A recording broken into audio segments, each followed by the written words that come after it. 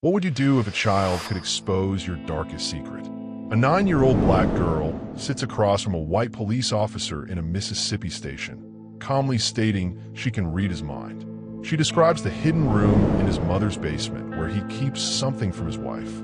Then she mentions a name that hasn't been spoken in 15 years, one that could destroy his career. Have you ever met someone who seemed to see right through you? Someone who knew things they shouldn't know? This is about more than mind reading. It's about truth that's been buried for decades. But can a 9-year-old really bring down an entire system built on lies? Hi viewers, kindly tell us where you're watching from and what time it is. Warm welcome to the family. Enjoy the story. Follow this story that will challenge everything you think you know about justice.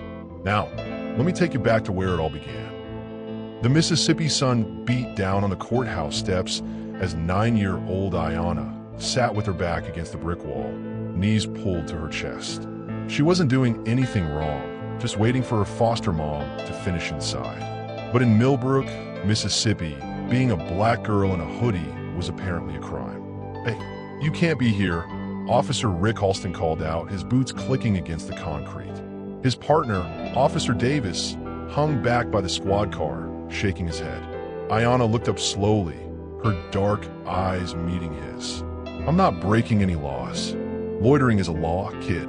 Halston's voice carried that tone adults use when they think they're dealing with someone stupid. "You need to move along. I'm waiting for my mom. She's inside." "Sure she is." He grabbed his radio. "We got a vagrant on the courthouse steps. Probably a runaway." Ayanna stood up, brushing off her jeans. "I'm not a vagrant, and I'm not running away from anything." Something in her voice made Davis step closer. "Rick, maybe we should just..." "No, she's coming with us." Halston pulled out his handcuffs. "Can't have kids hanging around here all day." "What's your name?" "Ayanna Williams." She held out her wrists without being asked. "And this is a mistake you're going to regret." The ride to the station was quiet except for the radio chatter. Ayanna sat in the back, watching the town pass by through the window. Small houses with peeling paint, a few mom-and-pop shops, and lots of American flags. The kind of place where everybody knew everybody and everybody's business. At the station, they put her in interview room 2. A gray table, 2 chairs, and a one-way mirror. Halston sat across from her, flipping through paperwork like he had all day. "So, Ayanna Williams," he said, not looking up. "Where are you really from?" "Detroit. But I live here now." "Detroit, huh? That explains a lot." He leaned back in his chair. "You one of those kids who thinks they're smarter than everyone else?" Ayanna studied his face. The way his left eye twitched when he lied. The way he kept touching his wedding ring. The way his breathing changed when he was nervous. "I can read your mind," she said quietly. Halston burst out laughing. "Oh, this is rich. A little psychic from Detroit. What am I thinking right now, genius?" Ayanna tilted her head, like she was listening to something only she could hear. "You're thinking about the room in your mother's basement. The one with the lock on the door. The one your wife doesn't know about." Halston's face went white. His hand stopped moving across the paper. The pen fell from his fingers and rolled across the table. "Lucky guess," he managed, but his voice cracked like a teenager's. "The walls are wood paneling," Ayanna continued, her voice steady and calm. "Dark brown. There's a filing cabinet in the corner. 3 drawers.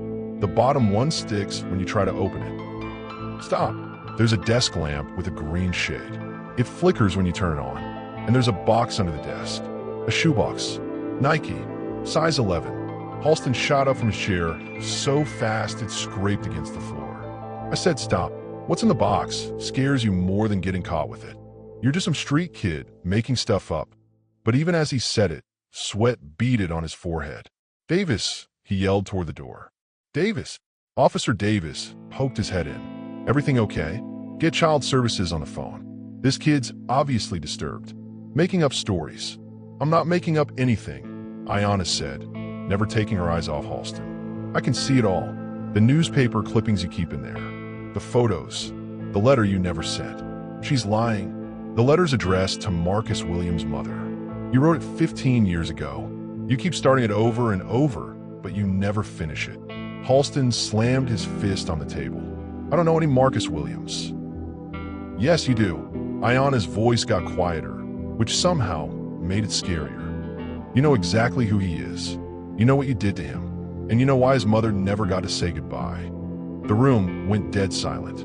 Davis stepped all the way inside, his hand moving instinctively toward his radio. "Rick, what's she talking about?" "Nothing. She's talking about nothing." But Halston's hands were shaking now. "She's just some kid from Detroit trying to mess with our heads." "The night it happened," Ayanna said, "you threw up in the parking lot behind Miller's gas station. You remember that, don't you? You remember the taste. You remember how cold it was, how quiet everything got after. Shut up. And you remember Marcus begging you to stop." The word hung in the air like smoke. Davis took a step back, his eyes darting between Halston and the little girl who was somehow making his partner fall apart. "Rick," Davis said slowly, "who is Marcus Williams?" But Halston couldn't answer. He was staring at Ayanna like she was a ghost, like she was something that shouldn't exist, something that could destroy everything he'd built. "Ow," he whispered. "How do you know?" Ayanna leaned forward, her small hands flat on the table. "Because Marcus Williams isn't the only one you hurt, and I can hear all of them." 3 months earlier, Ayanna had been a different kid. She lived in a group home in Detroit, went to school every day, and kept her head down. She was quiet, sure, but not in a scary way. Just in a way that made adults think she was well-behaved. The program found her after the incident at school. A classmate named Tyler had been bullying her for weeks, pushing her in the hallway, calling her names, stealing her lunch money. The teachers didn't see it. They never did. But one day, Tyler pushed too far. He cornered her in the bathroom, threatening to flush her homeward down the toilet unless she gave him $5. That's when it happened. "Your dad hits you," she said, the word coming out of nowhere. "Every night when he comes home from work. He hits you, and your mom pretends not to see." Tyler's face went white. "You don't know what you're talking about. He uses his belt, the black one with the silver buckle. And you hide in your closet when you hear his truck in the driveway." Tyler dropped her homework and ran. He never bothered her again. But word got around. Kids started avoiding her. Teachers looked at her differently. Parents complained. The school called it disruptive behavior. They said she was making up stories to hurt people. But Dr. Martinez from the university thought different. She ran a program for kids with trauma. Kids who had seen too much, lived through too much. Some children develop what we call hyperempathy, Dr. Martinez explained to Ayanna's social worker. They become so good at reading danger that they can sense things others miss. Body language, voice patterns, emotional tells. It's like a superpower, but it comes from surviving the worst. They tested Ayanna for 6 weeks, put her in rooms with volunteers, and had her guess things about their lives. She got it right 85% of the time. Not magic, just patterns. The way people breathed when they were lying. The way they moved when they were scared. The way they looked when they were hiding something. But the program ended when funding got cut. Ayanna went back to the group home, but she couldn't turn it off. She knew when Ms. Peterson was about to quit. She knew when Jerome was stealing from the other kids. She knew when the new girl, Lisa, was planning to run away. Everyone thought she was a freak. So when Dr. Elena Rodriguez offered to foster her in Mississippi, Ayanna jumped at the chance. A fresh start, a new place where nobody knew about her weird ability. Except now she was in a police station, and that ability was the only thing standing between her and a cell. She could feel Halston's fear radiating off him like heat from fire.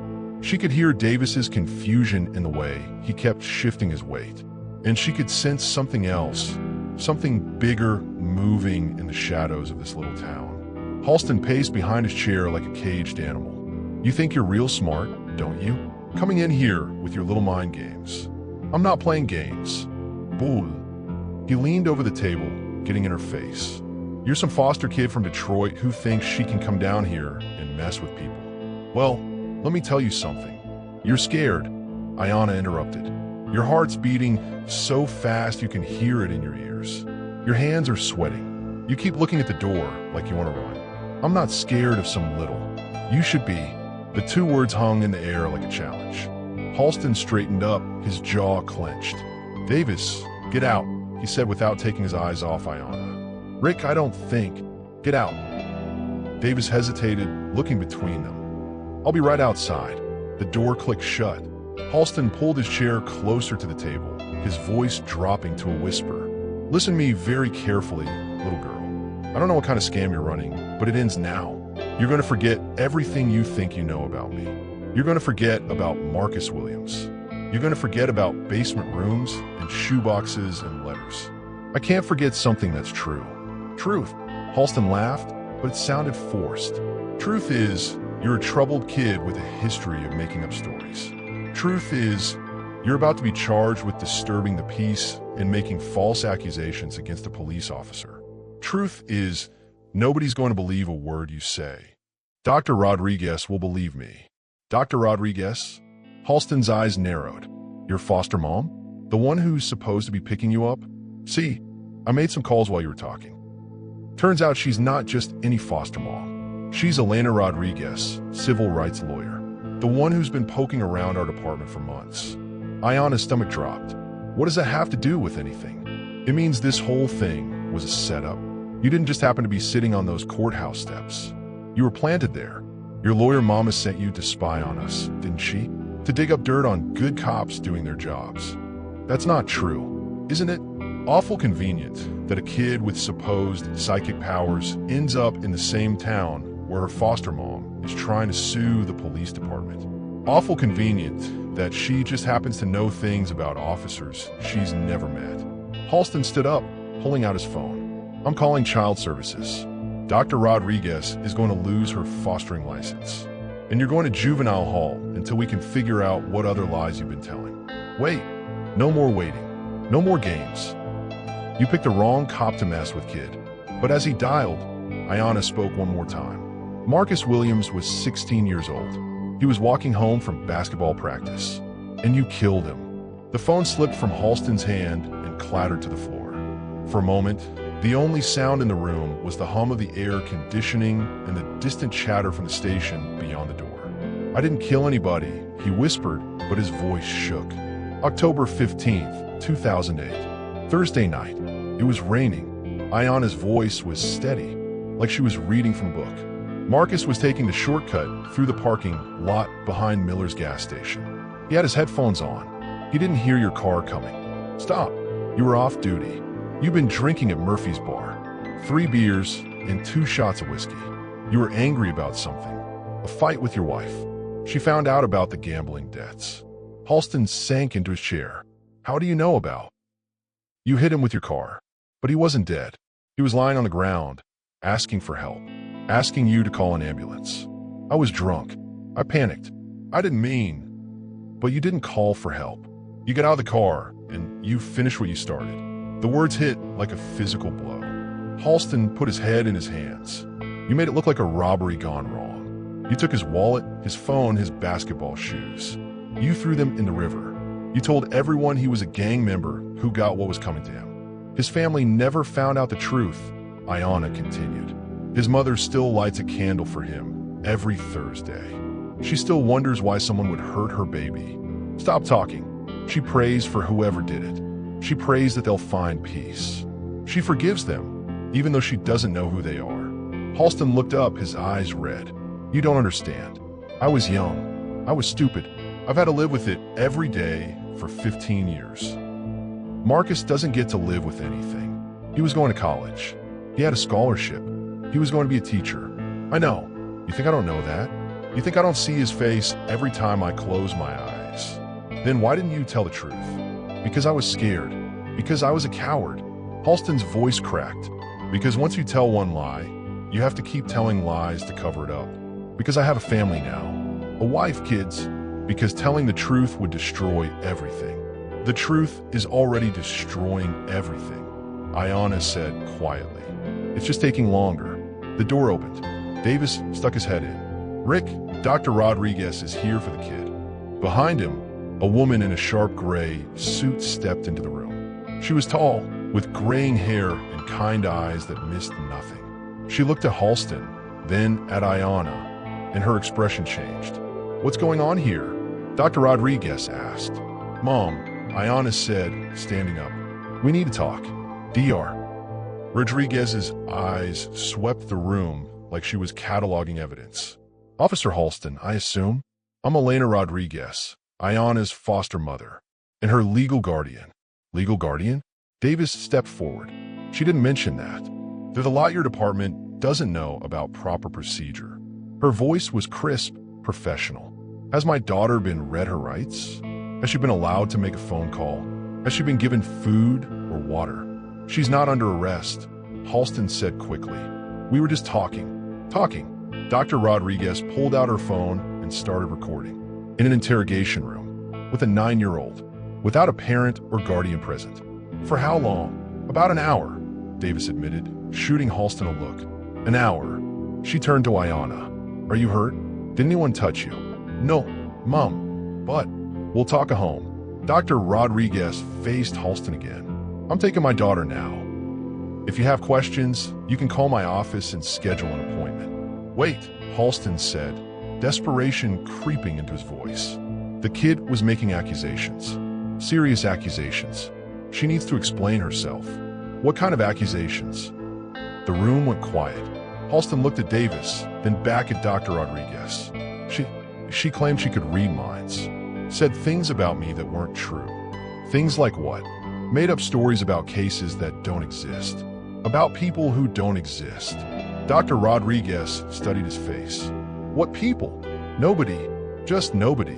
Officer Davis cleared his throat. "Actually, she mentioned someone named Marcus Williams. Said he was killed 15 years ago.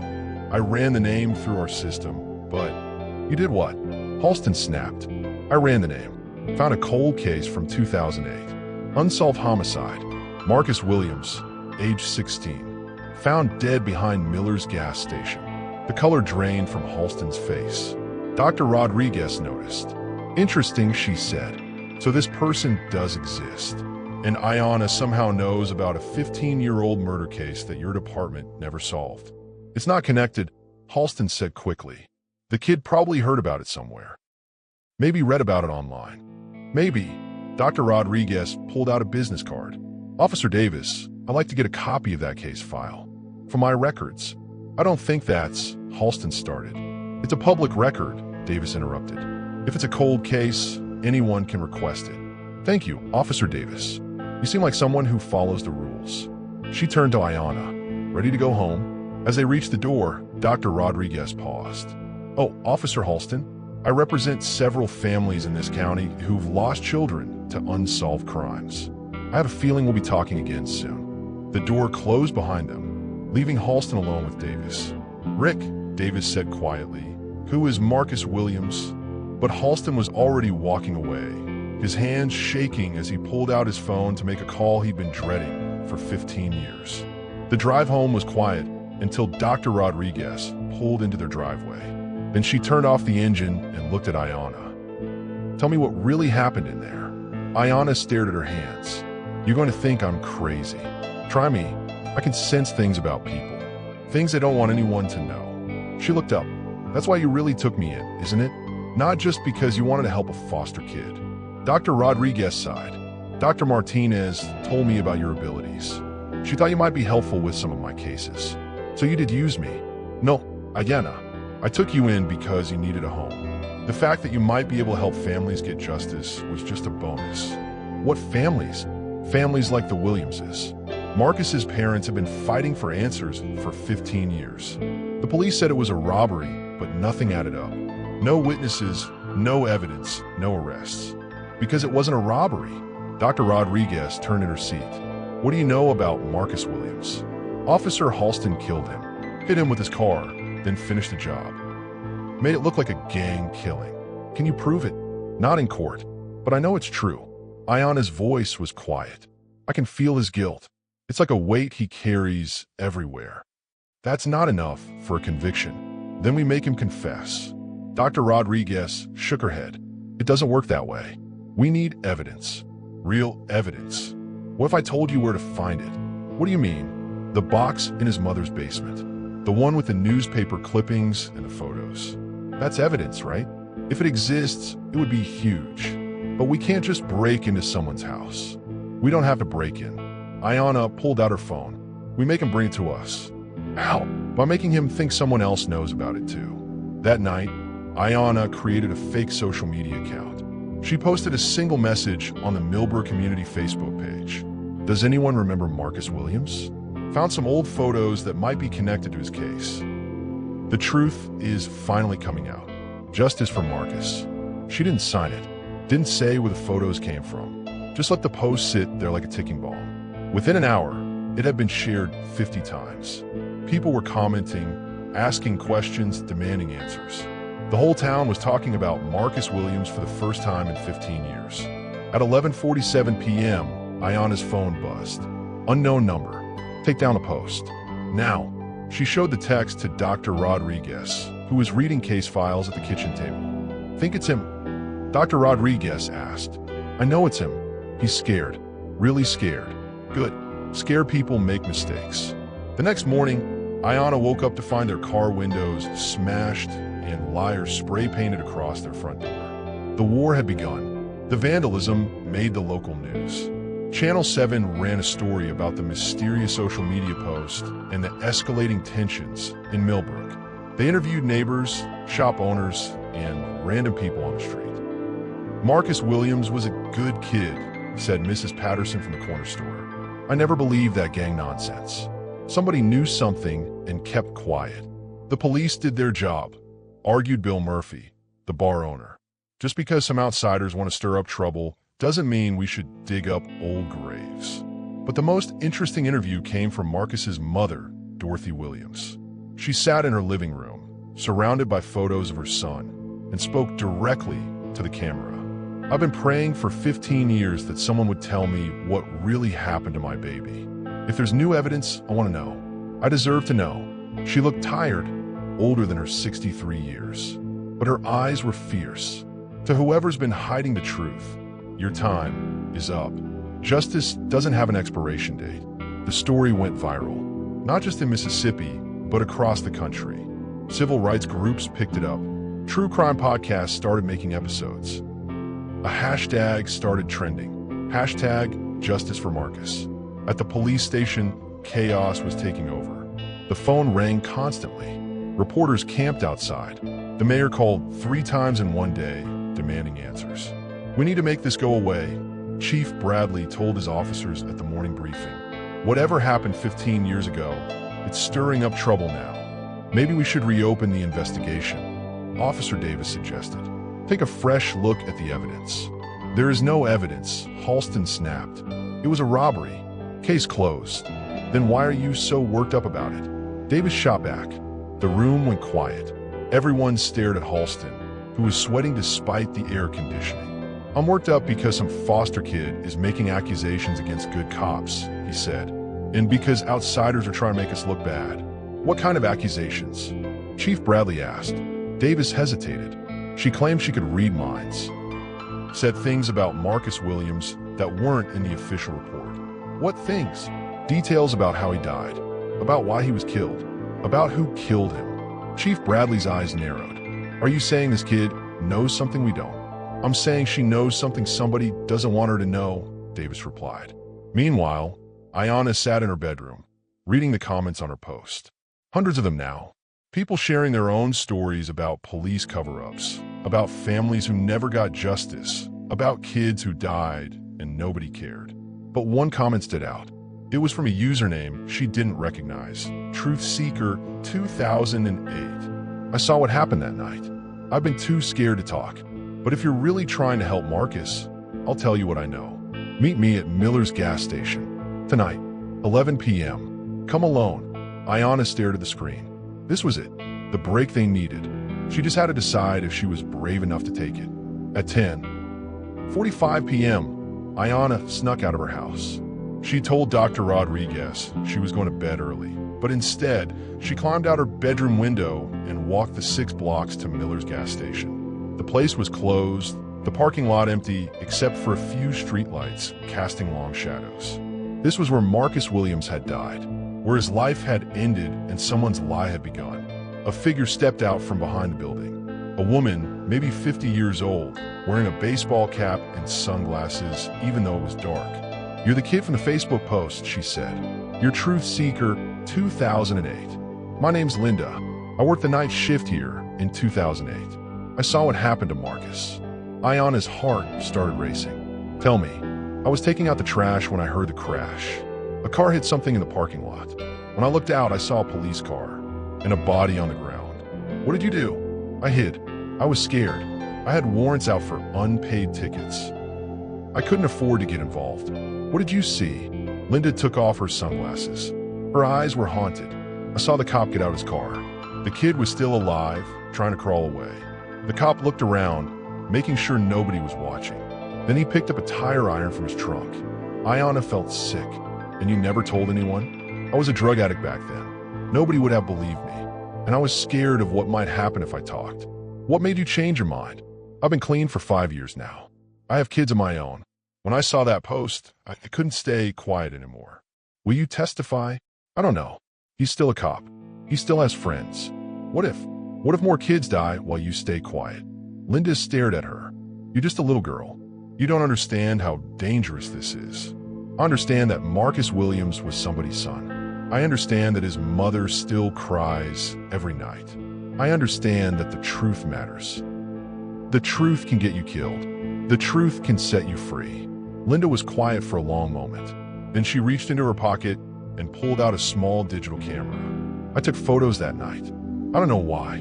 Maybe I knew someday I'd need them. She handed the camera to Ayana. There are pictures of the police car, close-ups of the license plate, and one of the cop's face. Ayana looked at the display screen. Even the grainy night vision photo, she could see him clearly. Officer Rick Halston. This is it, she whispered. This is proof. Keep it safe, Linda said, and be careful. There are people in this town who would do anything to keep this buried. Not anymore, Ayana said, clutching the camera. Not anymore. As Linda walked away, Ayana realized she wasn't just holding camera. She was holding justice. She was holding the truth that would finally set Marcus Williams free. The next morning, Dr. Rodriguez called an emergency press conference. News vans lined the street outside the courthouse. Reporters pushed microphones toward anyone who would talk. The whole town buzzed with nervous energy. Ladies and gentlemen, Dr. Rodriguez began, standing behind a podium with Ayana beside her. 15 years ago, a 16-year-old boy named Marcus Williams was murdered in this town. Today, we have evidence that proves his killer was never brought to justice. She held up the digital camera. These photos were taken on the night of October 15th, 2008. They show a police officer at the scene of Marcus Williams' death. They show that this was not a robbery. It was murder. The crowd erupted. Reporters shouted questions. Someone yelled, "Show us the photos." The photos will be turned over to the FBI, Dr. Rodriguez continued, along with additional evidence that we've gathered. But first, I want to give the person responsible a chance to do the right thing. She looked directly at the group of police officers standing at the back of the crowd. Officer Halston, I know you're here. I know you're listening. You have 24 hours to turn yourself in. If you don't, these photos go public and the whole world will know what you did. The crowd turned to look at the officers. Halston stood frozen, his face pale, his hands clenched into fists. This is ridiculous, he finally said, his voice cracking. I don't know what kind of game you're playing, but it's not a game, Ayana said, stepping up to the microphone. Her voice was small but clear. I know what you did. I know how you did it. And I know why you've been hiding it. You don't know anything. I know you hit him with your car. I know he was still alive when you got out. I know you killed him because you were scared of going to prison for drunk driving. The crowd gasped. Cameras flashed. Halston pushed through the other officers, getting closer to the podium. You're a liar. You're a disturbed child making up stories. I know about the letter you wrote to his mother, the one you never sent, the one where you said you were sorry. Halston stopped moving. His face went white. I know you kept his wallet, not for the money, for the picture of his family, because you wanted to remember what you destroyed. Stop. I know you drive past his mother's house every Thursday, the anniversary of his death. You park across the street and watch her light a candle in the window. Stop. And I know you've been planning to kill yourself, because the guilt is eating you alive. The words hit like a physical blow.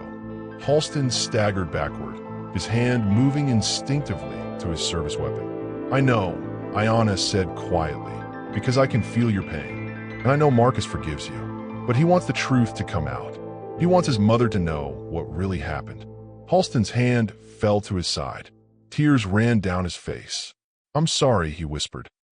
"God help me, I'm so sorry." The next morning, Dr. Rodriguez watched the news coverage with a mix of pride and worry. Halston's confession had gone viral. #Justice for Marcus was trending nationally. But she knew this was just the beginning. Within 48 hours, everything changed.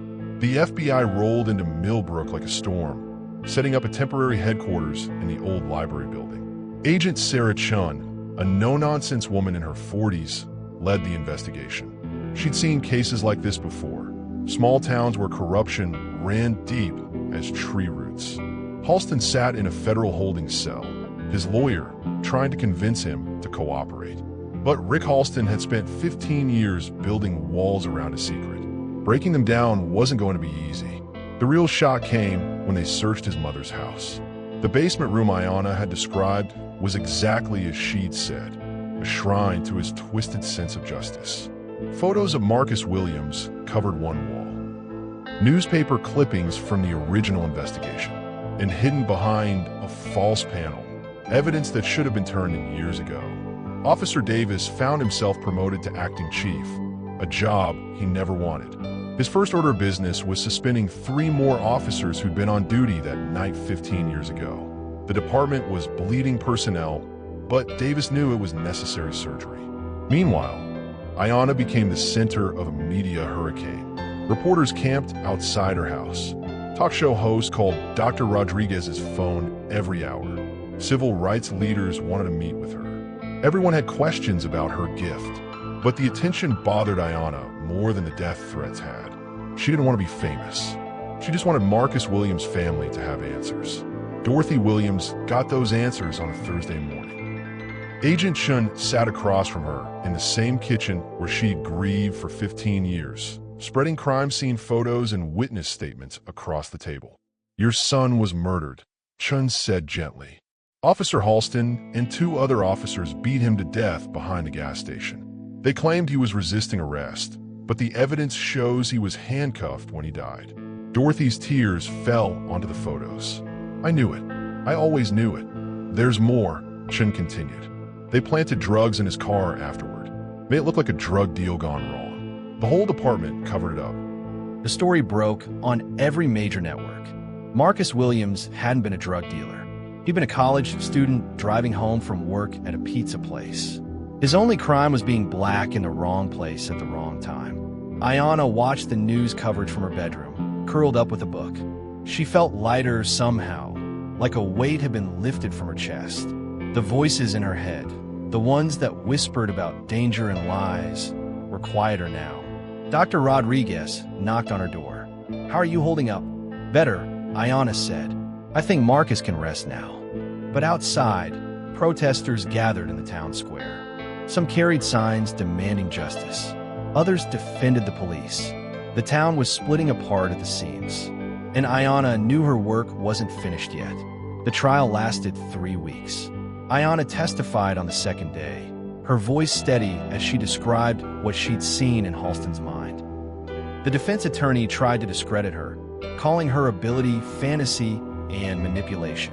But when Agent Chun presented the physical evidence, the photos, the planted drugs, the falsified reports, Ayanna's testimony became the key that unlocked 15 years of lies. The jury deliberated for 6 hours. When they returned with a guilty verdict on all counts, Dorothy Williams collapsed in sobs. Her sister caught her, holding her as she cried tears of relief and grief. Halston got life without parole. The 2 officers who'd helped cover up the murder got 25 years each. Officer Davis, who'd been a rookie that night but stayed silent, resigned in shame. But the real victory came 3 months later when Ayanna stood before the town council with a proposal. "I want to start a program," she said, her voice carrying across the packed room. "For kids like me, kids who've been through things that change how they see the world." She called it the Truth Project. The idea was simple. Trauma survivors often developed heightened awareness of deception and danger. Instead of medicating these kids or locking them up, why not teach them to use their abilities to help others? Dr. Rodriguez helped her write the grant applications. The state approved funding within 6 months. Soon, kids from across Mississippi were coming to Millbrook to learn from Ayanna. There was 12-year-old Marcus, named after Marcus Williams, who could tell when adults were lying to him.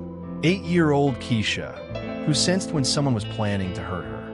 10-year-old David, who could read micro-expressions better than trained FBI agents. The program worked.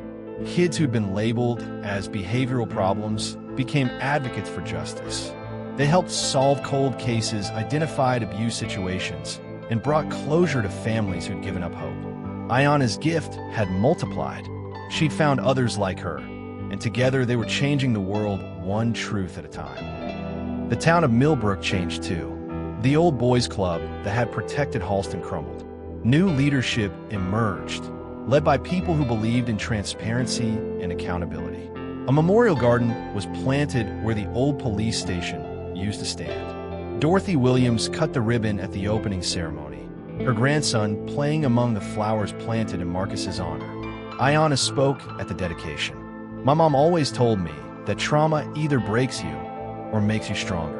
Marcus Williams was broken by the system that was supposed to protect him, but his death made me stronger. And now, his memory makes all of us stronger. The crowd applauded, but Ayanna wasn't finished. This garden isn't just for Marcus.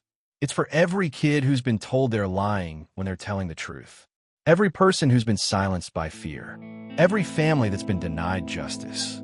She looked out at the faces in the crowd, black and white, young and old, united in grief and hope. We're not going to be silent anymore. 2 years later, Ayanna received an invitation that made her heart race. The President of the United States wanted to meet with her. She flew to Washington, D.C. with Dr. Rodriguez, her hands sweating as they walked through the White House corridors. The Oval Office was smaller than she'd expected, but the power in the room was overwhelming. "Miss Johnson," the president said, standing to shake her hand, "I've been following your work. What you've accomplished is remarkable." They talked for 30 minutes about the Truth Project and its impact. Similar programs had started in 12 states. The FBI was consulting with trauma survivors on difficult cases. Congress was considering legislation to protect young whistleblowers. "You've changed how we think about justice in this country," the president said. "That takes real courage." But Ayanna's biggest moment came when she returned to Mississippi. The state legislature had passed the Marcus Williams Justice Act, requiring all police departments to undergo bias training and creating an independent oversight board for misconduct cases. Governor Patricia Hayes, a black woman who'd been elected partly on a platform of police reform, asked Ayanna to be present for the bill signing. "This law exists because a 9-year-old girl refused to be silent," the governor said, "because she looked at injustice and said, 'Not on my watch.'" The cameras flashed as Ayanna stood beside the governor, holding a pen used to sign the bill. But her mind was elsewhere, thinking about all the kids who'd come through the Truth Project. There was Marcus, who'd helped identify a teacher who was abusing students. Keisha, who'd saved her little sister from a dangerous situation. David, who'd become the youngest person ever to testify before a grand jury. Each of them had learned the same lesson Ayanna had.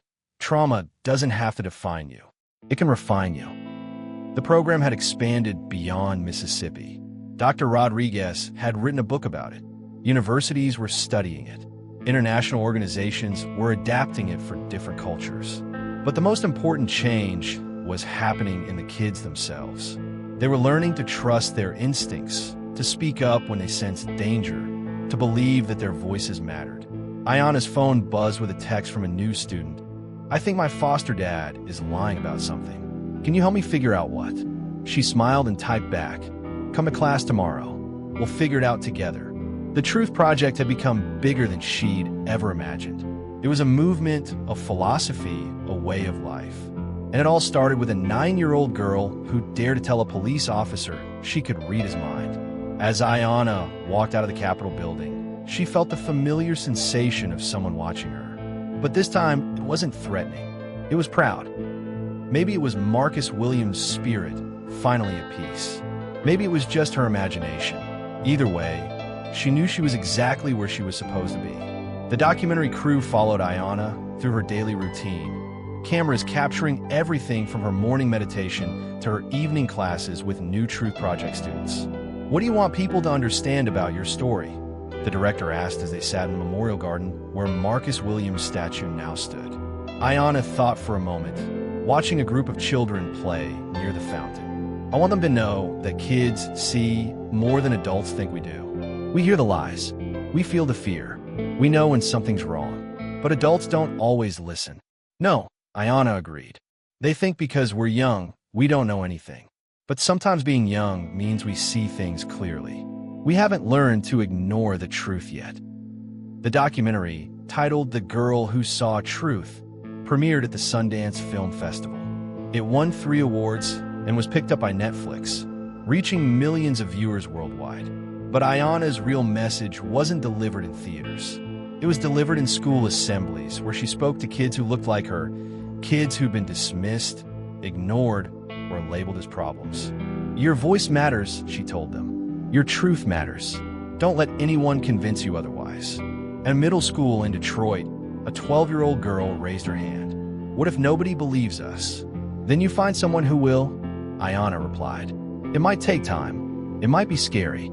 But somewhere out there is an adult who will listen. And sometimes that's all it takes to change everything."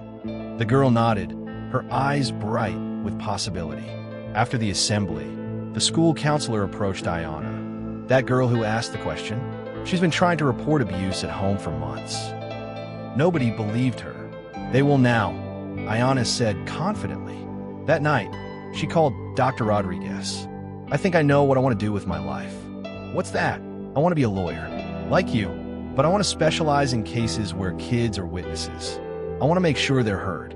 Dr. Rodriguez smiled through the phone. "I think that's a wonderful idea, and I know just the law school for you." The conversation continued for an hour, planning Ayanna's future. She was 16 now, graduating high school early, ready to take on the world. But even as she made plans for college and law school, she never forgot the lesson that started it all.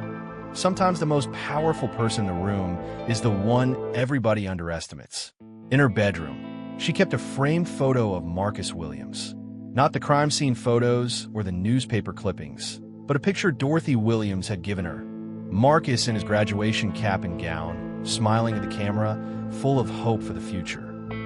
That hope hadn't died with him. It had passed to Ayanna, and through her, to countless others. The truth had set them all free.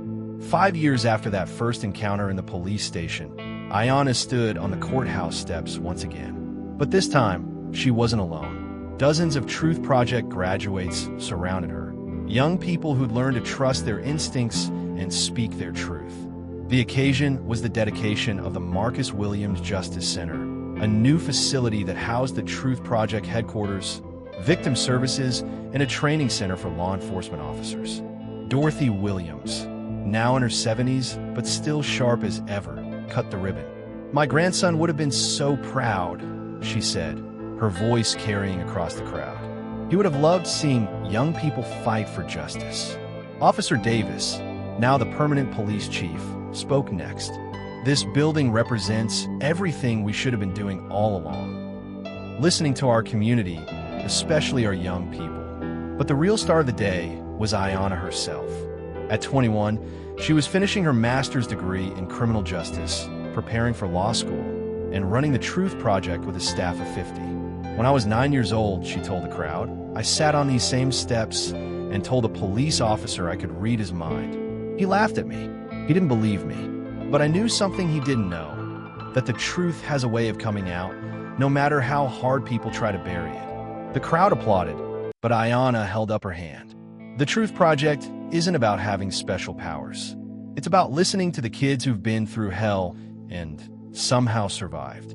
It's about understanding that trauma doesn't make you weak. It makes you see things other people miss. She gestured to the young people around her. These kids have helped solve over 300 cases. They've identified abuse, corruption, and injustice. They've given families closure and communities healing. A reporter shouted a question. "What's next for the Truth Project?" Ayanna smiled. "We're going international. Kids in other countries are dealing with the same issues: war, abuse, systemic injustice. They need their voices heard too. After the ceremony, she found herself alone with Marcus Williams' statue. The bronze figure stood 8 feet tall, arms crossed, staring out at the town that had failed him. "We did it," she whispered to the statue. "We made sure nobody else goes through what you did." A gentle breeze stirred the leaves on the memorial trees. For a moment, Ayana felt that familiar sensation of being watched. But this time, it felt like approval. Her phone buzzed with a text from a new student. "I think my teacher is stealing money from the school fund. Can the Truth Project help?" Ayana typed back quickly, "Come to class tomorrow. Bring whatever evidence you have." The work continued. The truth kept coming. And somewhere, in the space between what was and what could be, justice found its voice in the most unlikely messenger. A girl who dared to read minds and change the world.